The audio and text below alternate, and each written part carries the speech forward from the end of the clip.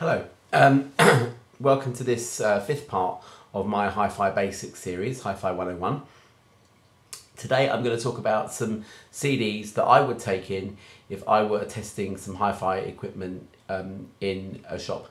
I'm not going to play any of these things because A, YouTube mashes up the quality, and B, it's really just so that people can I suppose assess the equipment for themselves, and each of these discs has something special about it that would really show off a hi-fi system at its best.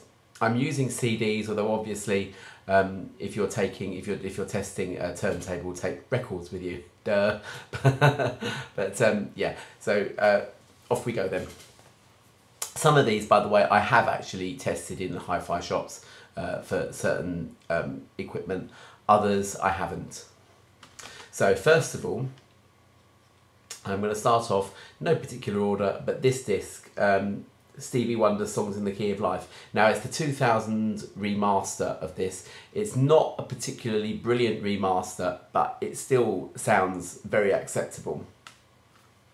And the track that I would use on here is on disc 1, which is called Pastime Paradise. Now the reason for using this is that it starts out as a very simple basic mix, but then it gets very busy before you realise it. And in particular at the end you should be able to make out two choirs singing background vocals to Stevie Wonder's main vocal. You've got choir 1 that is singing the Hare Krishna mantra, Hare Krishna, Krishna Krishna, Hare Hare, and so on and so forth.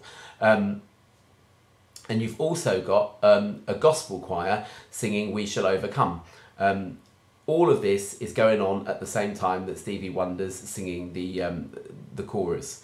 And therefore, if your hi-fi system is a good one, it will be able to separate those three elements and enable the listener to make sense of it all.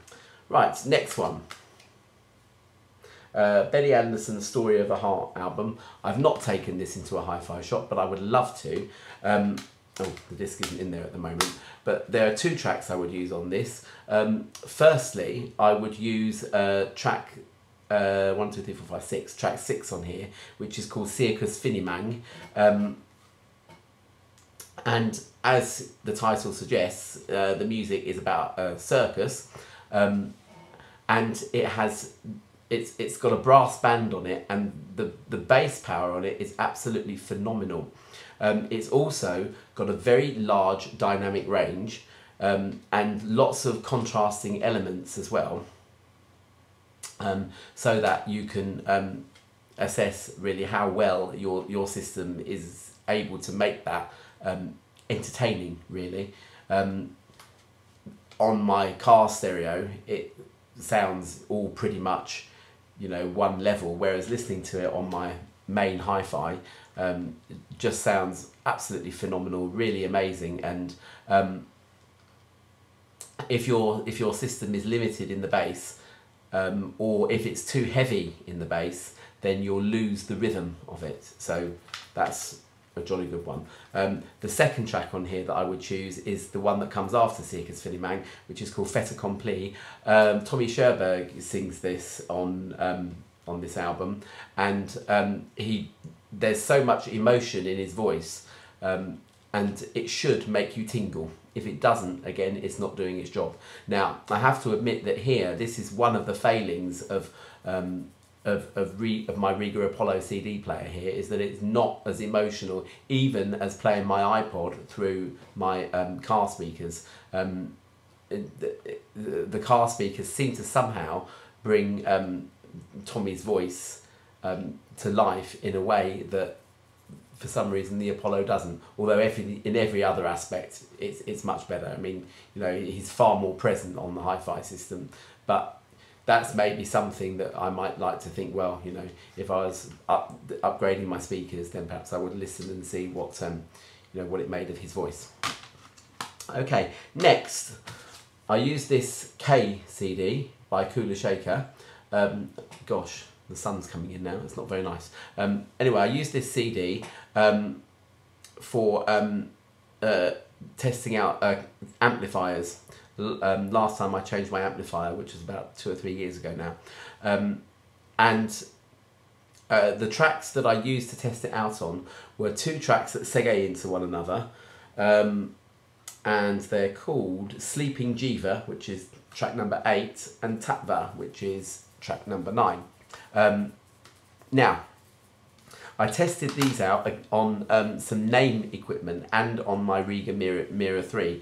Now, the Name equipment was absolutely superb for you know, extreme frequency information. I think it was the Name Nate 5i or something like that. I get confused with Nate serial numbers, but it was their bass amp anyway, their bass spec amp. Didn't have a phono stage on it, which is one reason why I didn't buy it. But anyway, it sounded really superb at bass extremes and at treble extremes. The cymbals on Tatva really rang out. And the bass, you know, was really solid and well defined, and you got a very oomphy kind of sound with it. I wondered whether or not it would get tiring over long periods. That was a reservation.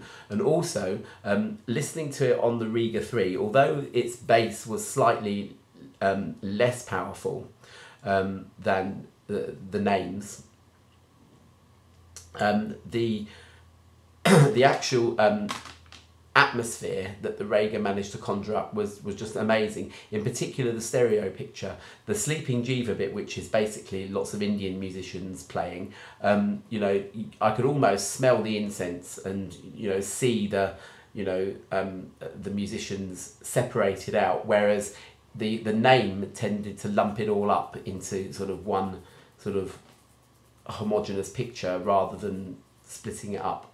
And you didn't get so much atmosphere. And similarly, these 2 CDs here, Jamie Cullum's Catching Tales and Nitin Sawhney's Beyond Skin LP, both of these have tracks on that have amazing stereo information.